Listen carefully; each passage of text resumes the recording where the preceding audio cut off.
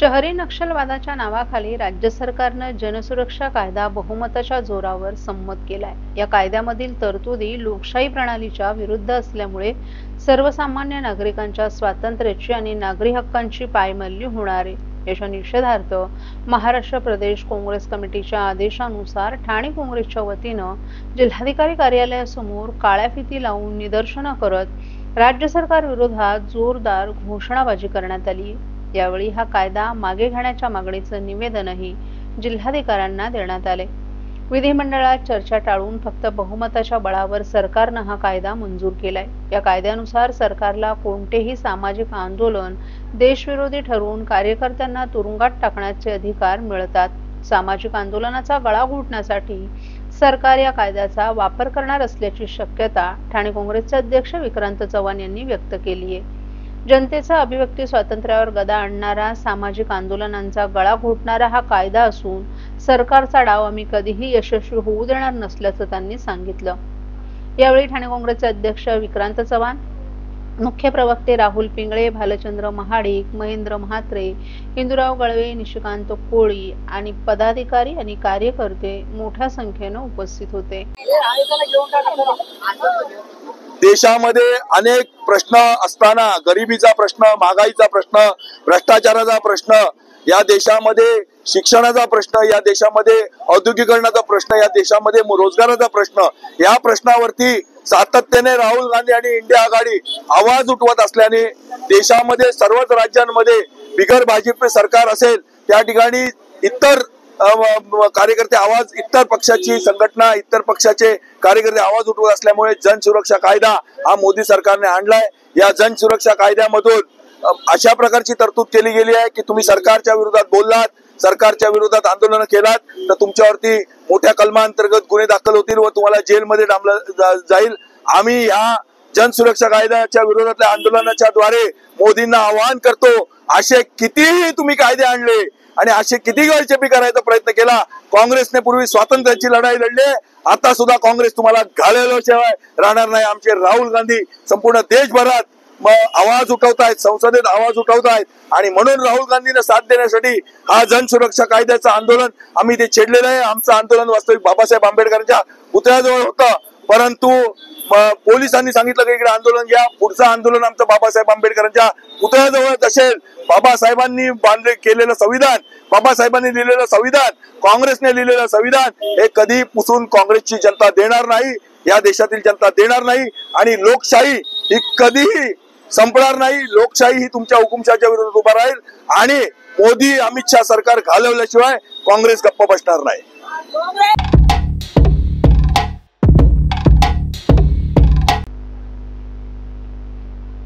महापालिका निवडणुका जवळ आल्यानं ठाण्यात आता शिंदे सेना आणि उद्धव सेनेत शाब्दिक चकमक रंगू लागली आहे। उद्धव सेनेचे माजी खासदार राजन विचारे यांनी शिंदे सेनेचे खासदार नरेश मस्के यांना संसदरत्न पुरस्कार देण्याऐवजी वाचाळरत्न पुरस्कार द्यायला हवा अशी टीका केली आहे। त्यावर मस्के यांनी विचारेंना मानसोपचार तज्ज्ञांची गरज असल्याचं सांगितलं।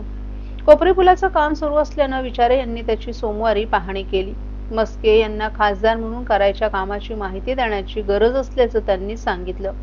कोपरी पुलाच्या दुरुस्तीला 2018 मध्ये परवानगी मिळाली, त्यासाठी आपण पाठपुरावा केला होता, मात्र 3 वर्ष हे काम रेंगाळत राहिलं। आता या कामाला सुरुवात झाली आहे। या कामाचा खासदारांना पाठपुरावा करणं आवश्यक आहे, परंतु सध्या असं होत नाहीये। आताचे खासदार केवळ बडबड करतात अशी टीका विचारे यांनी केली आहे। मस्के यांनी विचारे यांच्या टीकेला सोशल मीडियावरून उत्तर दिलंय। होय राजन आजोबा, मी अजून बच्चा आहे आणि मोठा होत आहे। तुम्ही लोकसभा पटलावर गेल्यापासून थकलेलेच आहात। तुम्ही पोळीवर नाटक केलं ते सर्वांच्या लक्षात आहे। तुम्ही कधी प्रश्न विचारले ना, कधी ठाणेकरांच्या समस्या संसदेत मांडल्या, त्यामुळे संसदरत्न काय भानगड आहे तुम्हाला कळणार नाही, असं मस्के यांनी म्हटलं आहे। तुम्ही लोकसभा निवडणूक हरलात, विधानसभेतही तुम्हाला गाशा गुंडाळावा लागला, आता महापालिकेतही तुम्हाला उभं राहावं लागेल, ते चांगलं आहे। माणसानं प्रयत्नवादी असलं पाहिजे अशी खिल्लीही त्यांनी उडवली। महापालिका निवडणुकीत हातावर फक्त भोपळा लागला तर तुमची मानसिक अवस्था वाईट होईल आजोबा, असंही त्यांनी खोचकपणे म्हटलं आहे।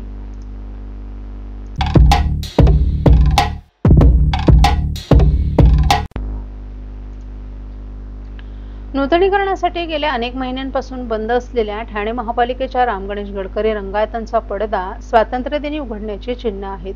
नूतनीकरणाचं काम जवळपास पूर्ण झालं असून आता केवळ विद्युत यंत्रणा आणि नाट्यगृहातील ध्वनिक्षेपकाची पातळी तपासण्याचं काम सुरू करण्यात आलं असून हे काम झालं की 15 ऑगस्ट पर्यंत नाट्यगृह रसिकांसाठी खुलं होण्याची शक्यता असल्याची माहिती पालिका सूत्रांनी दिली आहे. अनेक वर्षांची नाट्य परंपरा असलेल्या गडकरी रंगायतन नाट्यगृहाच्या नूतनीकरणाच्या कामाला सुरुवात करण्यात आली असून आता हे काम जवळपास पूर्ण झाले. काही महिन्यांपूर्वी शिवसेनेचे खासदार नरेश म्हस्के यांनी पालिका अधिकाऱ्यांसमवेत प्रत्यक्ष नाट्यगृहाच्या ठिकाणी जाऊन नूतनीकरणाच्या कामाची पाहणी केली होती. यावेळी नाट्य दिग्दर्शक विजू माने, नाट्य निर्माते प्रसाद कांबळी आणि अन्य कलाकारही उपस्थित होते. खासदार म्हस्के यांनी जवळपास 2 तास कामांची पाहणी करून पालिका अधिकाऱ्यांकडून कामांची माहिती घेतली, तर काम वेळेत पूर्ण करण्याच्या सूचना देखील पालिका अधिकाऱ्यांना दिल्या होत्या. मात्र त्यानंतरही नाट्यगृह सुरू करण्याला प्रशासनाकडून केवळ तारीख पे तारीखच मिळत गेली. नाट्य संस्थांसाठी आणि रसिकांसाठी हे नाट्यगृह कधी सुरू होणार याबाबत सांस्कृतिक क्षेत्रात चर्चा सुरू होती. यावेळी मात्र नाट्यगृह सुरू करण्यासाठी स्वातंत्र्य दिनाचा मुहूर्त मिळालाय. त्यामुळे या दिवशी तरी हे नाट्यगृह सुरू होणार का नाही याबाबत रसिकांच्या मनात साशंकता आहे. महाराष्ट्रातील भगिनींना आधार देणारी राज्य शासनाची मुख्यमंत्री माझी लाडकी बहीण योजना. या योजनेअंतर्गत अल्प उत्पन्न गटातील 21 ते 65 वयोगटाच्या भगिनींना मिळणार दरमहा 1500 रुपयाची मदत. अर्ज करण्यासाठी 31 ऑगस्ट 2024 पर्यंत मुदतवाढ. कुटुंबाचं वार्षिक उत्पन्न 2.5 लाख रुपयांपेक्षा कमी असलेल्या महिला पात्र. कुटुंबाकडे पिवळं किंवा केशरी रेशन कार्ड असल्यास उत्पन्नाचा दाखला आवश्यक नाही.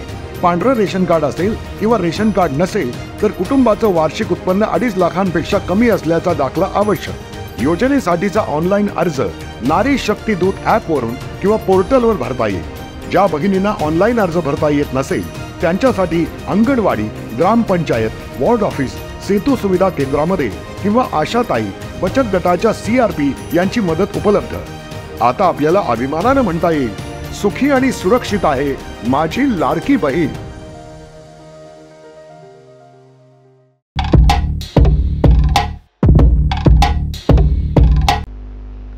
अनधिकृत इमारतींचा वीज आणि पाणी पुरवठा खंडित करण्यात येत आहे. त्याचबरोबर आता पालिकेनं नागरिकांना अनधिकृत बांधकामांमध्ये घर घेऊ नका असं आवाहन करत त्यामागचं कारण सांगितले. ठाणे महापालिकेची कोणतीही रीतसर परवानगी न घेता अनधिकृत बांधकाम करणं हे महाराष्ट्र महानगरपालिका अधिनियमान्वये गुन्हा आहे. अशा प्रकारच्या बांधकामांचं छायाचित्र आणि पंचनामे करण्याचे आदेश ठाणे महापालिकेकडून देण्यात आले असून या अनधिकृत बांधकामांवर कारवाई करून ती निष्कासित करण्यासाठी कायदेशीर नोटिसा बजावण्याबाबत आदेश देण्यात आले. तसंच काही व्यक्ती, संस्था आणि विकासक हे अनधिकृत बांधकाम करून त्यातील सदनिकांच्या खरेदी विक्रीचे व्यवहार करतात. असे व्यवहार हे पूर्णपणे बेकायदेशीर आहेत. अशा प्रकारची बांधकामं करणं, अनधिकृत बांधकामांचा व्यवहार करणं, अनधिकृत बांधकामांमध्ये सदनिका खरेदी करून वास्तव्य करणं हे पूर्णपणे बेकायदेशीर आहे. अशा अनधिकृत बांधकामांबाबत कायदेशीर कारवाई पूर्ण करून ती निष्कासित करण्याची कारवाई करण्यात येऊ शकते. विकासकाकडून इमारत अधिकृत असल्याबाबतची खोटी बनावट कागदपत्र तयार करून या इमारतींमधील सदनिका आणि गाळे नागरिकांना विकले जातात. अशा इमारतींमध्ये सदनिका, गाळे खरेदी केल्यास नागरिकांची फसवणूक होऊ शकते. त्यामुळे अशा प्रकारची फसवणूक होऊ नये म्हणून नागरिकांनी सदनिका, गाळी खरेदी करण्यापूर्वी इमारतीचं बांधकाम अधिकृत आहे किंवा कसं याबाबत ठाणे महानगरपालिकेच्या शहर विकास विभागाशी संपर्क साधून सविस्तर चौकशी करून बांधकामाच्या अधिकृततेबाबत खातरजमा करावी असं पालिकेनं स्पष्ट केले. ठाणे महापालिकेची कोणतीही परवानगी न घेता बांधण्यात आलेले अनधिकृत बांधकाम पालिकेकडून कोणत्याही क्षणी कारवाई करून तोडण्यात येऊ शकतं. अनधिकृत बांधकामांवर कारवाई करून बांधकाम तोडल्यास त्यामध्ये राहणाऱ्या नागरिकांची आर्थिक फसवणूक होऊन नाहक मनस्ताप सहन करावा लागतो. त्यामुळे नागरिकांनी अनधिकृत बांधकाम इमारतींमध्ये घरं आणि गाळे खरेदी करू नये असं आवाहन पालिकेकडून करण्यात आले.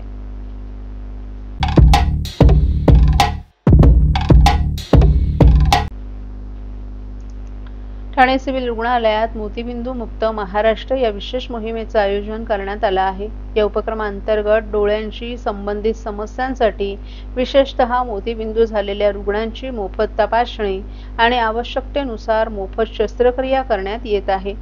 मोतीबिंदूमुळे अनेक रुग्णांची दृष्टी कमी होते. लक्षणं दिसतात त्वरित तपासणी करणं गरजेचं आहे. ठाणे सिव्हिल रुग्णालयात सुदैवाने ही मोहीम गरजूंसाठी मोठा दिलासा ठरत आहे. त्यामुळे नागरिकांनी पुढे येऊन तपासणी करून घ्यावी. जिल्हा शल्यचिकित्सक डॉक्टर कैलास पवार आणि अतिरिक्त जिल्हा शल्यचिकित्सक डॉक्टर धीरज महांगडे यांच्या मार्गदर्शनाखाली सध्या तपासणी मोहीम दररोज सकाळी 9 ते दुपारी 1 या वेळेत रुग्णालयाच्या नेत्र विभागात सुरू आहे. तपासणीसाठी येणाऱ्या नागरिकांनी स्वतःची ओळखपत्र आणि पूर्वीचे वैद्यकीय अहवाल सोबत आणावेत, अशी माहिती नेत्रतज्ञ डॉक्टर शुभांगी अंबाडेकर यांनी दिली आहे. या मोहिमेमुळे विशेषतः गरीब, ज्येष्ठ नागरिक आणि वंचित घटकांना मोफत उपचारांची संधी मिळते. मोतीबिंदू सारख्या दृष्टिहरण करणाऱ्या आजारावर वेळेत उपचार झाल्यास अनेकांचं आयुष्य उजळू शकतं. शासनाच्या आरोग्य विभागातर्फे ही मोहीम राज्यभर राबवली जात आहे. सिव्हिल रुग्णालयातील डॉक्टर, परिचारिका आणि नेत्रतज्ञांचं एक पथक नियमितपणे तपासण्या करत असून रुग्णांमध्ये समाधानाचं वातावरण आहे. काही रुग्णांची मोफत शस्त्रक्रियाही यशस्वीपणे पार पडली असल्याचं डॉक्टर शुभांगी अंबाडेकर यांनी सांगितलं. मोस्टली 40 वर्षाच्या वरचे पेशंट असतात किंवा 50 वर्षाच्या वरचे पेशंट असतात. त्याचं ते सर्जरी करून घेणं आणि त्यांना एक नवीन दृष्टी देणं. आणि बऱ्याच अंशी जर कॅटरॅक्टचं ऑपरेशन केलं नाही मोतीबिंदूचं तर नंतर डोळे जाण्याची भीती असते, आंधळेपणा याची भीती असते. ह्या सगळ्या गोष्टी आपण करतोय. त्याच्यात जनजागृती, लोकांचा सहभाग हा खूप महत्त्वाचा आहे. मी आत्तापर्यंत जे आम्ही काम करतो त्यात नक्कीच खूप चांगला रिस्पॉन्स आहे. परंतु अजूनही आपल्याला 3 आठवडे बाकी आहेत आणि आपल्याला मॅक्झिमम लोकांनी याच्यामध्ये त्याचा भाग घ्यावा आणि जास्तीत जास्त लोकांनी याचा लाभ घ्यावा. ऑपरेशन ज्यांना मोतीबिंदू आहे, ज्यांना थोडीशी क्षीणदृष्टी थोडीफार झाली असेल त्यांनी चेक करून घ्यावं. आमचे डॉक्टर्स आणि बाकी जो कोणी स्टाफ आहे तो अवेलेबल आहे. आणि कृपया एक विनंती करतो की जवळपासच्या PSC असेल, सब सेंटर असेल, ग्रामीण रुग्णालय असेल, जिल्हा रुग्णालय, उपजिल्हा रुग्णालय असतील, कुठेही त्या महानगरपालिका रुग्णालय यांच्याशी संपर्क साधावा. आणि ही मोहीम सगळीकडे चालू आहे. त्याच्यामुळे आणि काही ट्रस्ट हॉस्पिटलमध्ये पण सगळ्या गोष्टी आपण करतो आहे ऑपरेशन्स वगैरे. तर कृपया सगळ्या नागरिकांना एक मी आवाहन करेल की यांनी जास्तीत जास्त लोकांनी याच्यामध्ये ऑपरेशन करून घ्यावं आणि या मोहिमेमध्ये सहभागी व्हावं. आणि याच्यात आपलंही भलं आहे, आपली दृष्टी वाचते आणि आपल्याला एक नवीन जग, नवीन दृष्टी मिळते. तर मी सगळ्यांना सांगेल, जे बाकी कोणी समाजसेवक असतील, पॉलिटिकल लीडर्स असतील किंवा आमचे ॲडमिनिस्ट्रेटिव्ह ऑफिसर्स असतील, त्यांनाही मी जिल्ह्यातल्या सगळ्यांना आवाहन करतो. आणि पत्रकार बंधू असतील त्यांना मी आवाहन करतो. मेनली पत्रकार बंधूंचा खूप मोठा रोल असेल याच्यावरती. त्या सगळ्यांना आवाहन करतो की ही जनजागृती जास्तीत जास्त लोकांपर्यंत पोचावी आणि जास्तीत जास्त लोकांनी यांचा फायदा करून घ्यावा हे आवाहन करतो मी. धन्यवाद.